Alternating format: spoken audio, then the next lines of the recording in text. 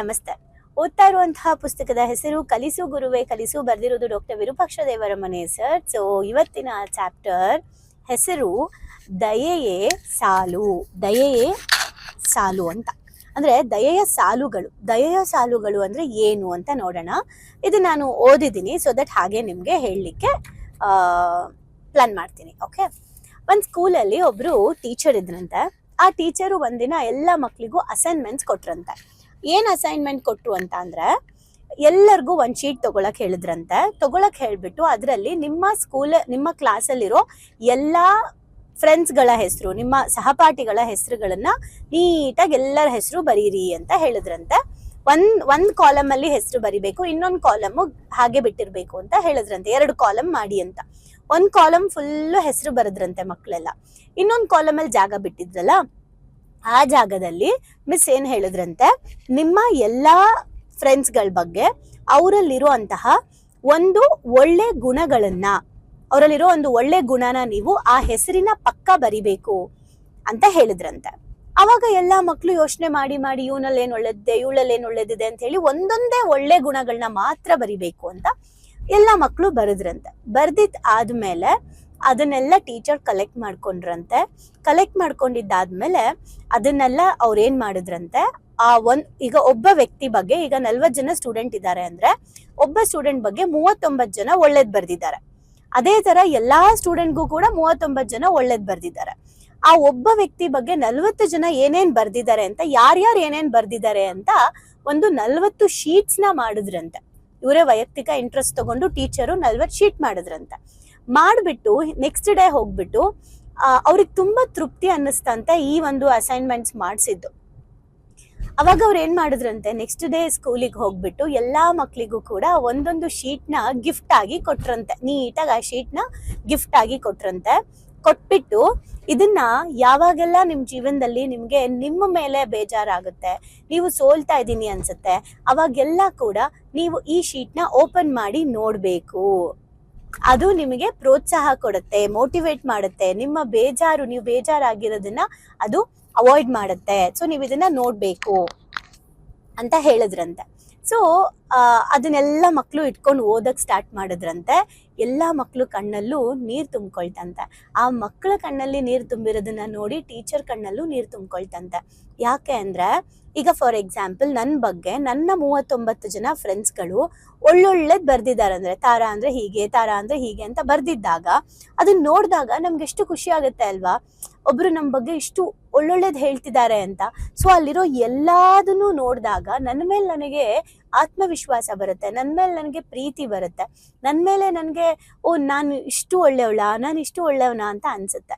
So ಇದು ಯಾವಾಗ ಅನುಭವ ಆಗುತ್ತೆ, ಅವಾಗ ನಾವು ಜೀವನದಲ್ಲಿ ಏನಾದ್ರು ಪ್ರಾಬ್ಲಮ್ ಬಂದ್ರೆ ನನ್ನ ಹತ್ರ ಇಷ್ಟೆಲ್ಲ ಇದೆಯಲ್ಲ, ನಾನು ಫೇಸ್ ಮಾಡ್ಬೋದು ಅಂತ ಅನ್ಸುತ್ತೆ ಎಲ್ರಿಗೂ.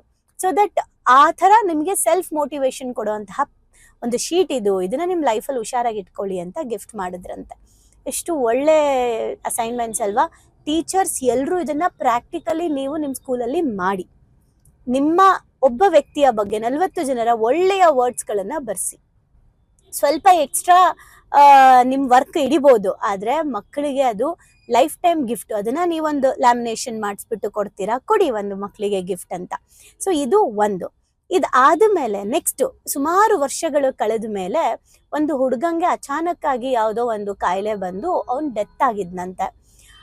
ಟೀಚರ್ಗೆ ಹೇಳಿದ್ರಂತೆ ಈ ತರ ಅವ್ನು ಡೆತ್ ಆಗಿದೆ ಅಂತ. ಟೀಚರ್ ನೋಡಕ್ ಹೋದ್ರಂತೆ. ಸುಮಾರು ಒಂದು 10-15 ವರ್ಷದ ನಂತರ ಹೋಗಿ ನೋಡಕ್ ಹೋದಾಗ ಏನು ಅವರ ಒಂದು ಪ್ಲೇಸ್ಗೆ, ಅವರ ಒಂದು ಡೆತ್ನ ನೋಡಕ್ ಹೋದಾಗ ಅಲ್ಲಿ ಹೋಗಿ ನೋಡಿದ್ರೆ ಆ ಟೀಚರ್ ಕಣ್ಣಲ್ಲಿ ನೀರ್ ಬರ್ತಾ ಇತ್ತಂತೆ. ಅವರು ಟೀಚರ್ ಅಲ್ಲಿ ನಿಂತಿರೋದನ್ನ ನೋಡಿ ಆ ಹುಡುಗನ ತಾಯಿ ಹೋಗ್ಬಿಟ್ಟು ಅವ್ರ ಟೀಚರ್ನ ಕರೆದ್ಬಿಟ್ಟು, ನೀವೇನಾ ತೆರೇಸಾ ಟೀಚರ್ ಅಂತ ಕೇಳಿದ್ರಂತೆ. ಅವಾಗ ಅವರು ಹೌದು ಅಂದಾಗ, ತಗೊಳ್ಳಿ ಅಂತ ಹೇಳಿ ಒಂದು ಪಿಂಕ್ ಕಲರ್ ಶೀಟ್ನ ಆ ಒಂದು ಟೀಚರ್ಗೆ ಕೊಟ್ರಂತೆ.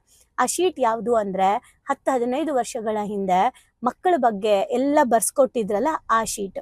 ಈ ಶೀಟ್ನ ಯಾವಾಗ್ಲೂ ಅವನಿಗೆ ಬೇಜಾರಾದಾಗ ನೋವಾದಾಗ ನೋಡ್ತಾ ಇದ್ದ.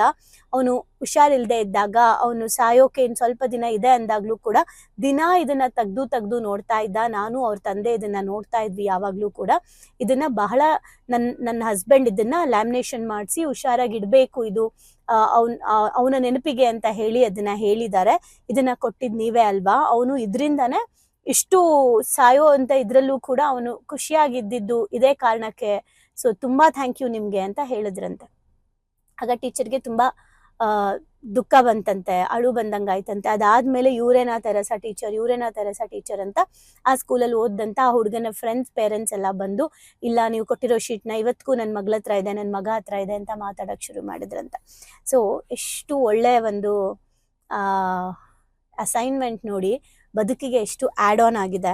ಅದಕ್ಕೆ ಮಕ್ಕಳು ತಮ್ಮನ್ನು ತಾವು ಸಂಪೂರ್ಣವಾಗಿ ನಂಬುವವರೆಗೂ ಅವರಲ್ಲಿ ನಂಬಿಕೆ ಕಳೆದುಕೊಳ್ಳದವನೇ ನಿಜವಾದ ಶಿಕ್ಷಕ.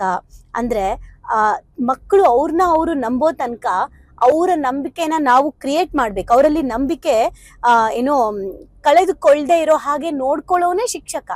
ಸ್ವಯಂ ನಮ್ಮ ಮೇಲೆ ಇರೋ ನಂಬಿಕೆನ ಹೆಚ್ಚು ಮಾಡೋರೇ ನಿಜವಾದ ಟೀಚರ್ಸ್. ನಮ್ಮ ಮೇಲಿನ ನಮ್ಮ ಆತ್ಮವಿಶ್ವಾಸವನ್ನ ಹೆಚ್ಚು ಮಾಡೋರೇ ನಿಜವಾದ ಟೀಚರ್ಸ್ ಅಂತ. ಇಲ್ಲಿ ನಮ್ಮೇಲೆ ನಮಗೆ ನಂಬಿಕೆ ಕ್ರಿಯೇಟ್ ಆಗೋ ತನಕ ನಮ್ಮೇಲೆ ನಮ್ಗೆ ನಂಬಿಕೆನ ಕ್ರಿಯೇಟ್ ಮಾಡಿಸ್ತಾನೆ ಇರ್ಬೇಕಾದವನು ನಿಜವಾದ ಶಿಕ್ಷಕ ಅಂತ. ರೀಸೆಂಟ್ ಆಗಿ ಒಂದು ರೀಲ್ಸ್ ನೋಡಿದೆ ನಾನು ಇನ್ಸ್ಟಾಗ್ರಾಮ್ ಅಲ್ಲಿ.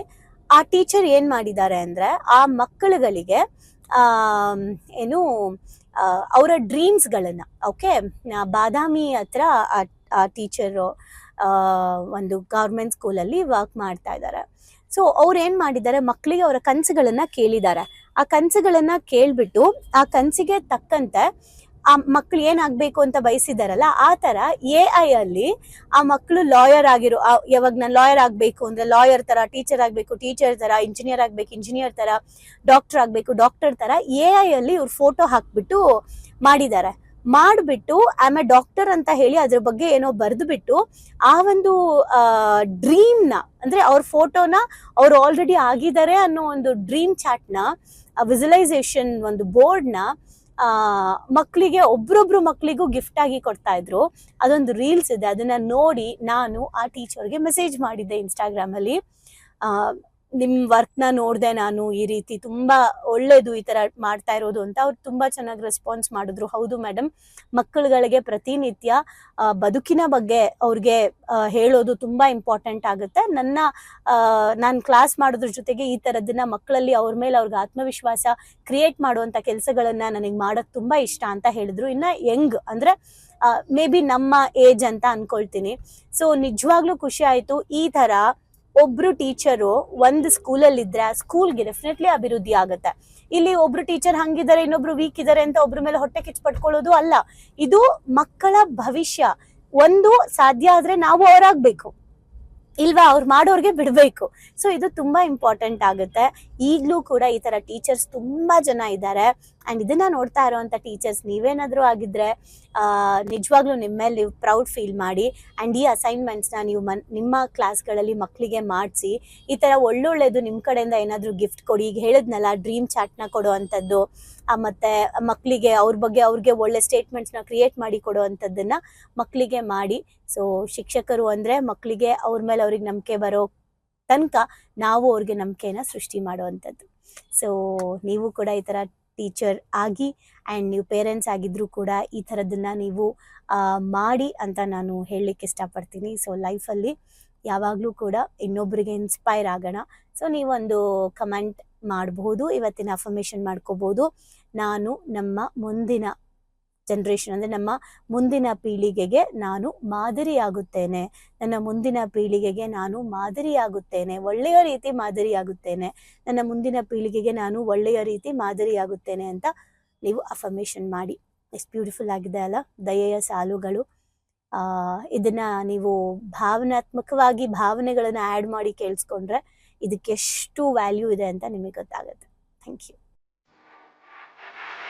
ಭಾವನೆಗಳಿಗೊಂದು ಶಾಲೆಗೆ ಬಂದು ತುಂಬಾ ಖುಷಿ ಆಯ್ತು. ಲೈಫಲ್ಲಿ ತುಂಬಾ ಅಂದ್ರೆ ತುಂಬಾ ಕ್ಲಾರಿಟಿ ಬಂದಿದೆ. ತುಂಬಾನೇ ಬದಲಾವಣೆ ಆಗಿದೆ. ನಂಗೆ ತುಂಬಾ ಖುಷಿ ಇದೆ ನಾನು ಇಲ್ಲಿಗೆ ಬಂದಿರೋದು. ನನಗೆ ತುಂಬಾ ಖುಷಿ ಆಗ್ತಿದೆ. ಪ್ರತಿಯೊಂದಕ್ಕೂ ಸ್ಫೂರ್ತಿ ಸಿಕ್ಕಿದೆ, ನೆಮ್ಮದಿ ಸಿಕ್ಕಿದೆ. ಒನ್ ವರ್ಡ್ ಅಲ್ಲಿ ಹೇಳ್ಬೇಕಂದ್ರೆ ಇಟ್ ಈಸ್ ಅಲ್ಟಿಮೇಟ್. ಲೈಫ್ ತುಂಬ ಕಾಂಪ್ಲಿಕೇಟ್ ಅಂದ್ಕೊಂಡಿದ್ದೆ, ಬಟ್ ಈ ಕ್ಲಾಸಿಗೆ ಸೇರಿದ್ಮೇಲೆ ತುಂಬ ಈಸಿಯಾಗಿ ಅರ್ಥಪೂರ್ಣವಾಗಿ ಹೇಗೆ ಜೀವಿಸ್ಬೇಕು ಅನ್ನೋದು ಗೊತ್ತಾಯಿತು. ಆಕ್ಚುಲ್ ಆಗಿ ನಂಗೆ ತುಂಬಾ ಖುಷಿ ಇದೆ ನಾನು ಇಲ್ಲಿಗೆ ಬಂದಿರೋದು. ಈ ಒಂದು ವರ್ಕ್ಶಾಪ್ ಬಂದಿರೋ ಉದ್ದೇಶ ಅಂದರೆ ತಾರಾ ಮೇಡಮು ಏನೇ ಕೊಟ್ಟರು ಒಂದು ಅದ್ಭುತವಾಗಿ ಸ್ಪೆಷಲ್ ಆಗಿ ಕೊಡ್ತಾರೆ ಅನ್ನೋ ನಂಬಿಕೆ ಇದೆ. ಈ ಒಂದು ವರ್ಕ್ಶಾಪಲ್ಲಿ ಇನ್ನೂ ಅದ್ಭುತವಾಗಿ ಸಿಗ್ತದೆ ಅಂತ ನಂಬ್ಕೊಂಡು ಬಂದಿದ್ದೀನಿ. ಖಂಡಿತ ಆಗುತ್ತೆ.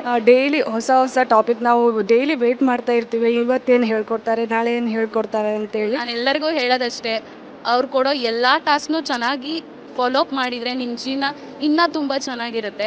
ಎಜುಕೇಶನ್ ಬಂದ್ಮೇಲೆ ನನ್ನ ಲೈಫ್ ಸೇವ್ ಆಯ್ತು ಅಂತಾನೆ ಹೇಳ್ಬೋದು. ಸೊ ಬಹಳನೇ ಖುಷಿ ಇದೆ.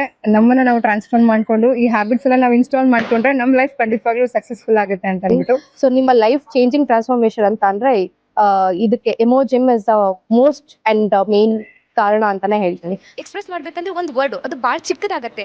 ಅದು ಏನಂತಂದ್ರೆ ಥ್ಯಾಂಕ್ ಯು ಅನ್ನೋಂಥ ವರ್ಡ್ ಮಾತ್ರ ನಾನು ಎಕ್ಸ್ಪ್ರೆಸ್ ಮಾಡ್ಬೋದು. ಒಂದೊಂದು ಸ್ಟೆಪ್ಪಲ್ಲೂ ನಾವು ಚೇಂಜ್ ಆಗ್ತಿದ್ದೀನಿ ಅನ್ನೋದು ತುಂಬ ನನಗೆ ಅಳವಡಿಕೆ ಆಗ್ತಿದೆ. ಮತ್ತು ಎಲ್ಲ ಸ್ಕೂಲು ಕಾಲೇಜ್ಗಳಲ್ಲೂ ಇದೊಂದು ಸಬ್ಜೆಕ್ಟ್ ಅಂತ ಇಡಬೇಕು ಮಕ್ಕಳಿಗೆ. ಎಲ್ರಿಗೂ ಯೂಸ್ ಆಗುವಂಥ ಕ್ಲಾಸ್ ಇದು, ಯೂನಿಕ್ ಆಗಿದೆ. ಇಮೋಜಿಮ್ ಟೀಮ್ಗೆ ಥ್ಯಾಂಕ್ ಯು. ಎಲ್ಲ ನಡೆಸ್ತಾ ಇರುವಂಥ ತಾರಾ ಮೇಡಮ್ಗೆ, ಸಂದೇಶ್ ಸರ್ಗೆ, ಜೊತೆಗೆ ಎಮೋಜಿಮ್ ಟೀಮ್ಗೆ thank you so much. So ಯಾರ್ಯಾರೆಲ್ಲ ಸೇರ್ಕೊಂಡಿಲ್ಲ ದಯವಿಟ್ಟು ಸೇರ್ಕೊಳ್ಳಿ. So it is very utilising. Life long ಯಾರಿಗಾದ್ರೂ ಚಿರಋಣಿಯಾಗಿರ್ತೀವಿ ಅಂದರೆ ಅದು ಸಂದೇಶನ ಮತ್ತು ತಾರಾ. ಸೊ ಬನ್ನಿ ಭಾವನೆಗಳಿಗೊಂದು ಶಾಲೆನ ಎಂಟರ್ ಆಗಿ ಅದನ್ನ ಫೀಲ್ ಮಾಡಿ. ಅಂದ್ರೆ ರಿಕ್ವೆಸ್ಟ್ ಮಾಡ್ಕೊಂತಿದ್ದೀನಿ ನಿಮಗೆ, ಇದರಿಂದ ಲಾಸ್ ಆಗೋದಂತೂ ಏನೂ ಇಲ್ಲ, ಬಟ್ ಲೈಫಲ್ಲಿ ತುಂಬಾನೇ ಪಡ್ಕೊಂತೀನಿ ನಾನು. ಅದಕ್ಕೆ ನಾನು ಶೋರ್ ಗ್ಯಾರಂಟಿ ಕೊಡ್ತೀನಿ ನಾನು. ಎಲ್ಲೋ thank you to Tara ma'am and Sandesh sir. Thank you to whole my ಎಮೋಜಿಮ್. Thank you.